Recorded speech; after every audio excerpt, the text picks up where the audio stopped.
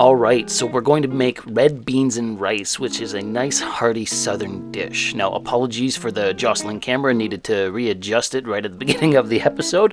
But anyways, to start off the red beans and rice, we need a large Dutch oven heating up on a medium heat on your burner. And we're going to start off by adding in 2 to 3 tablespoons of olive oil, because what we're going to do first is fry up some andouille sausage. So just cut up like 3 or 4 andouille sausages and just fry these on the medium heat for the next 6 to 10 minutes until they start to cook. I like to cook mine until they crisp up just a little bit, like not fully crispy all the way through. As you can see, they've just started to crisp a little bit.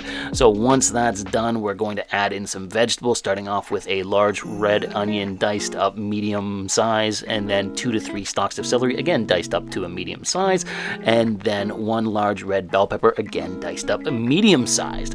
We're going to mix the vegetables in with the andouille sausage and just let them cook on the medium heat for the next 5 to 6 minutes until they get nice and fragrant. This is a pretty simple dish, so it's going to come together nice and quick.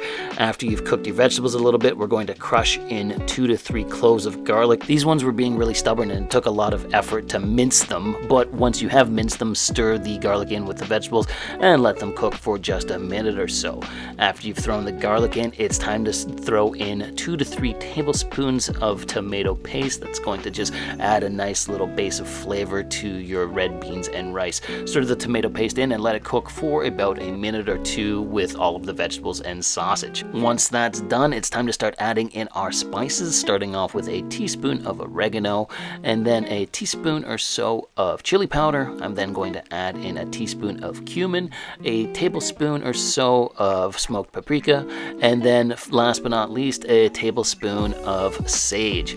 Also add in some kosher salt, a good pinch of that, and some freshly ground black pepper. Stir the spices in with the vegetables and let them cook just for a minute or so, and then it's time to add in the red beans and rice. Now I'm using 4 cups of red kidney beans that I let soak overnight in my fridge and drain the water out of them. Traditionally, you would use an actual red bean, which is slightly different than a red kidney bean, but hey, those are hard to find, so red kidney beans are going to do the trick. Mix the red kidney beans in with everything else, and then it's time to add in 8 cups of water, because we're going to want to make this nice and saucy.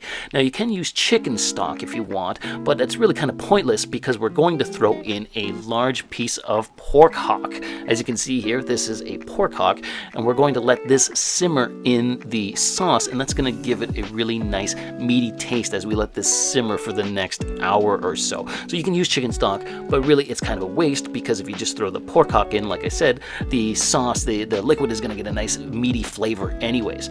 So at this point in time, all we're going to do is bring the water up to a simmer, and we're going to leave it uncovered because we want the water to evaporate. We want this to reduce down and make it into almost like a stewy, like thicker consistency. As you can see here, after about 30 minutes or so, it's starting to thicken up. It's losing some of the water, it's evaporating, and we want it to continue this for another half an hour, like a total of an hour of simmering or so. So after an hour, you're going to remove the pork hock. Now you can try and gnaw some meat off of these. There's not much on them, so they're not really worth like trying to get any meat off. They're really just for more flavoring the sauce.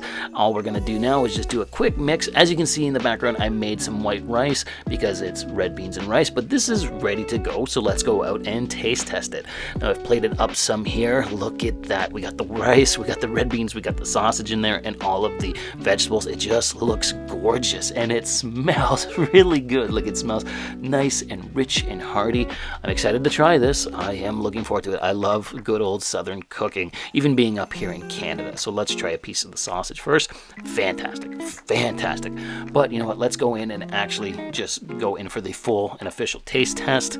And with the first bite, get a little bit of everything, some rice, some red beans, some of the sauce. And despite it being piping hot, it was fantastic. It was so good, super hearty, nice and delicious. The red beans were perfect. Listen, this is a really great dish. And oh, you know what? JP wants a bite of it. It's a little too hot for him at this point in time. Sorry, buddy. Look at him go after it.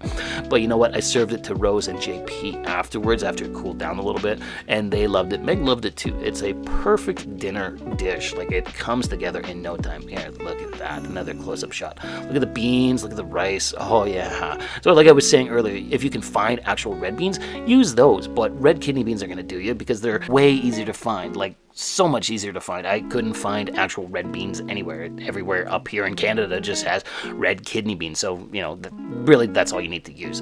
But anyways, like I said, this is a great dinner dish, super easy to make, so I highly recommend you try it. But let's call it there. I hope you enjoyed the episode. If you did, why don't you drop me a comment, like the video, or even subscribe to the channel.